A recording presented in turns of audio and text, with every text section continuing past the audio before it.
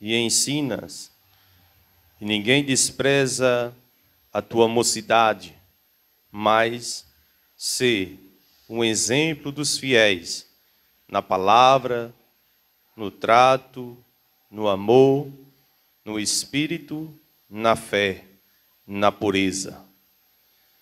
Persiste em ler, exortar e ensinar até que eu vá. Não despreze o dom que há em ti, o qual te foi dado por profecia com a imposição das mãos dos presbíteros. Medita estas coisas e ocupa-te nelas, para que o teu aproveitamento seja manifesto a todos. Tem cuidado de ti mesmo e da tua doutrina.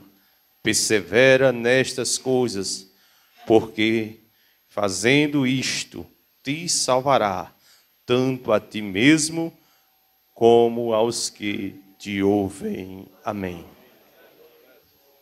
Meus irmãos, graças a Deus por esta leitura que nós temos feito. A palavra de Deus sempre ela é nova, cada dia, não é? Quantas vezes a gente lê um versículo, várias vezes, até que um dia a gente descobre algo novo naquele versículo. A leitura que foi feita hoje à tarde, quando eu medito as cartas do apóstolo Paulo a Timóteo, aquele jovem obreiro, né? Eu vejo ali o cuidado do apóstolo Paulo na carreira daquele obreiro. E não é diferente hoje. Como obreiros, nós devemos ter cuidado uns dos outros.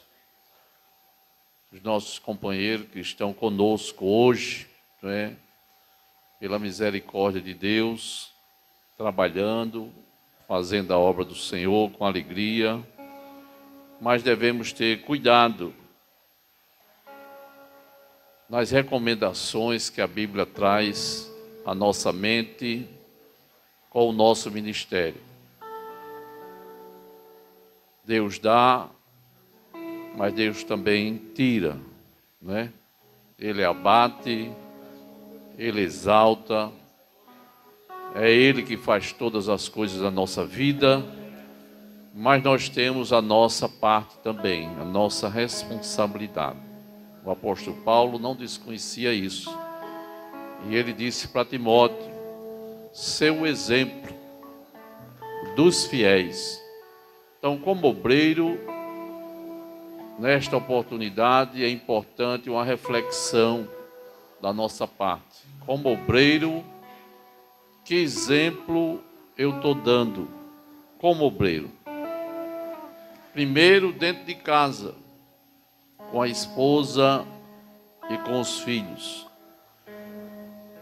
A igreja mais importante que a gente tem para trabalhar é dentro da casa da gente. Tem muita gente que cuida de todo mundo lá fora, mas se esquece da casa. Mas nós não podemos fazer isso. Eu conheci um pastor lá em Natal, ele tinha uma faixa de uns 10 filhos, mas vivia entregue à igreja, direto, trabalhando na igreja, incansavelmente, elogiado pelas pessoas, mas esquecido da família. Ganhou muitas almas para Jesus, mas perdeu a família quase toda. Então, nada mais importante no nosso ministério como obreiro de procurarmos ser o exemplo para a nossa família. Dizer como Josué, naquela decisão diante do povo, ele disse, vocês escolham a quem vocês vão servir. Se a Deus ou aos deuses que estão diante de vós. Porém, eu e a minha casa serviremos ao Senhor. Antes de sermos obreiros na igreja, nós somos servos daqueles que estão mais próximos de nós, da esposa, dos filhos, daqueles que são agregados à família. É muito importante a gente ter esse cuidado de ser exemplo para os nossos em primeiro lugar, não é? Eu conheço pessoas ainda hoje que vivem num ativismo constante, não perde matutino, não perde consagração, não perde ciclo de oração, pocinho de Jacó, cultos, trabalhos aonde tiver, ele está dentro. Mas a família está toda desmantelada. Então me parece que tem algo errado com a vida desse obreiro. Nós não podemos agir dessa maneira. Quando você está com um parente em casa, doente, enfermo, e tem culto, o maior culto que você presta é cuidando do seu que está em casa, precisando de você. Glória a Jesus. Conheci o testemunho de um médico crente, que ele tinha tempo para atender os pacientes dele, na clínica, lá em Fortaleza. E tinha tempo para fazer a obra do Senhor, como Gideão Internacional. Mas ele perdeu um filho dele para as drogas. E um dia ele estava atendendo no consultório. E a secretária anotou aquela pessoa que estava ali, que ela não conhecia, né? E ele disse para ela: manda entrar o próximo paciente. E a surpresa dele, que o próximo paciente foi o filho dele que pediu para falar com ele. Aquele filho drogado. E ele ficou surpreso com aquilo, né? O filho chegou ali e ele disse: pai, eu vim aqui para ser atendido pelo senhor, porque o senhor não tem tempo lá em casa de me atender. Eu vim como um paciente que precisa da sua ajuda. Assim nós, como pais, como obreiros da casa do Senhor, precisamos dar atenção primeiro aos nossos. A Bíblia nos orienta, nos alerta para isso, não é? Aquele que não cuida dos seus, e principalmente dos domésticos da fé, é pior do que o infiel e tem negado a fé. Que o Senhor nos guarde e nos livre da gente não ter esse cuidado, em primeiro lugar, de ser o exemplo dos fiéis que estão dentro da nossa casa, do nosso lar, não é? Que a gente possa dizer como Josué: eu e a minha casa servimos ao Senhor com alegria, não é? Glória a Jesus. Pela misericórdia de Deus eu posso dizer isso. Minha filha e meu filho nunca foram empecilhos para a gente estar na igreja servindo ao Senhor. Nem o negócio, nem o comércio, nem as atividades da vida secular impediram da gente fazer a obra do Senhor e cuidar da nossa casa. E pela misericórdia e bondade de Deus, hoje todos nós servimos ao Senhor. Eu posso dizer, glória a Jesus, e trazer essa experiência para os irmãos. Paulo disse: ser o exemplo dos fiéis. Então, como obreiro, eu tenho me preocupado, porque tenho, às vezes, encontrado algum irmão, e me parece que há uma preocupação só dos obreiros, de uma forma geral, é sobre consagração, indicação ao ministério, né? Sempre alguém chega e diz: pastor, vai haver esse ano consagração para obreiro, indicação para o ministério? Antes da preocupação com o cargo, com o título que você possa ter, você deve se preocupar em primeiro lugar a ser um obreiro constante na casa do Senhor, fiel ao Senhor, fiel ao seu pastor, fiel nos dízimos, fiel à sua casa, porque o ofício, a indicação, ela virá naturalmente. Eu vi há poucos dias, né, num dos grupos nossos, um irmão que vive postando nas redes sociais pregações, músicas, hinos, E o pastor dele disse: interessante, você divulga tanta coisa na internet, mas faz 2 meses que eu não vejo você na igreja. Que exemplo está sendo esse obreiro, não é? E às vezes ainda joga a culpa no pastor. Ele disse: eu não estou indo porque o senhor não me visita. Como se fosse a obrigação do pastor visitar ele. Ele que está sadio, está com as 2 pernas e pode caminhar. Vai para tudo quanto é canto, mas não vem para a casa do Senhor louvar e bendizer o nome do Senhor. Que o Senhor nos guarde, né, irmão? Precisamos meditar nestas coisas. Como Paulo disse a Timóteo, né? Medita nestas coisas. Seu exemplo. Parar para pensar, não é? A gente corre tanto, trabalha para aqui, para acolá, estuda, se prepara, quer pregar, quer cantar, quer fazer, não é?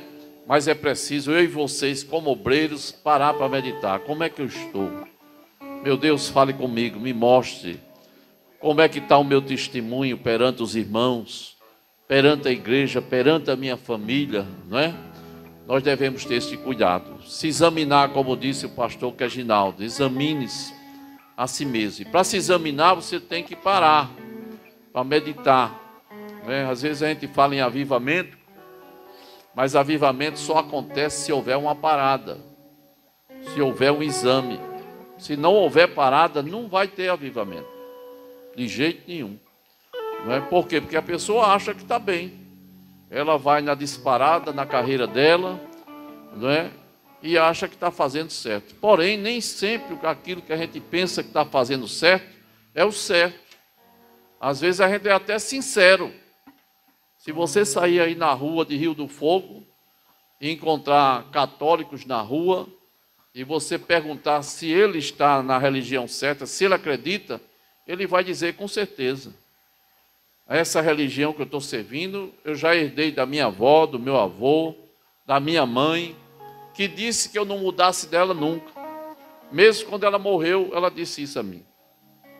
Ela está sendo sincera, mas está tomando o remédio errado, né? Pois a Bíblia diz: há caminhos que ao homem parecem direitos. Então, muitas vezes a gente pensa que está fazendo aquilo que é direito, que é certo. Eu mesmo, como pastor, mais de 10 anos, não dava o dízimo, não devolvia. Dava não, porque não era meu, o dízimo nunca é nosso. O dízimo é do Senhor, a Bíblia é muito clara sobre isso. Mas eu não devolvia o que era de Deus. E na minha cabeça, quer dizer, eu não devolvia a oferta. O dízimo eu devolvia normalmente. E achava que estava certo. Mas um dia Deus puxou minha orelha.